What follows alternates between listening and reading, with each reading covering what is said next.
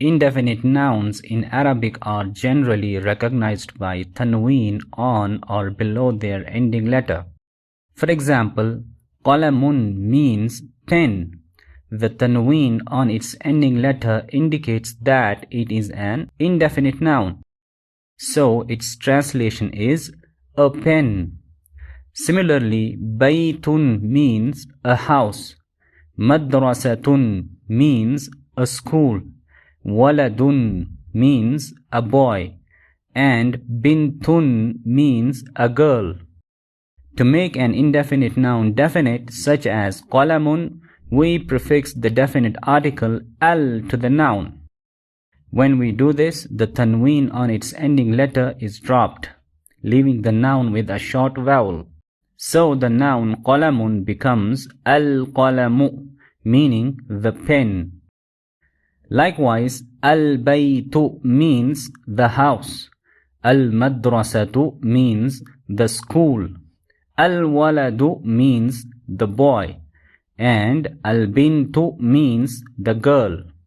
These nouns are now definite nouns. There are some points to keep in mind regarding indefinite nouns and the definite article al.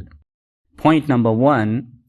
If you find tanween on a proper name such as Muhammadun where there is tanween on its ending letter, it does not mean that the name Muhammadun is an indefinite noun. Since it is a proper name, it will be treated as a definite noun, and its translation will be Muhammad, not a Muhammad.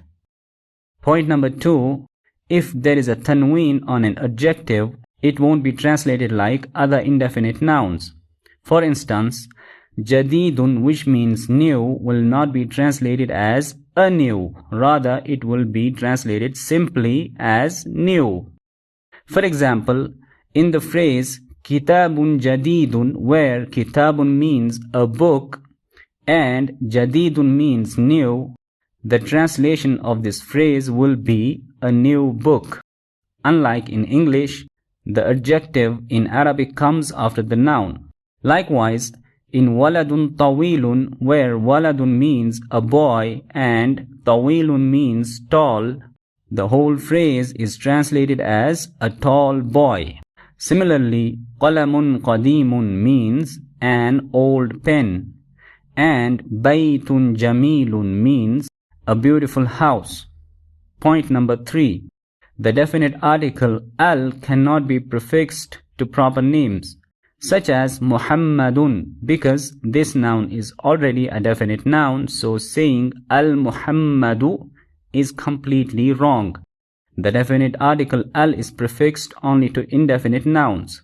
There are some rules regarding the definite article al which I have explained in my short video series. I recommend watching these short videos to improve your reading and speaking skills. The link is in the description.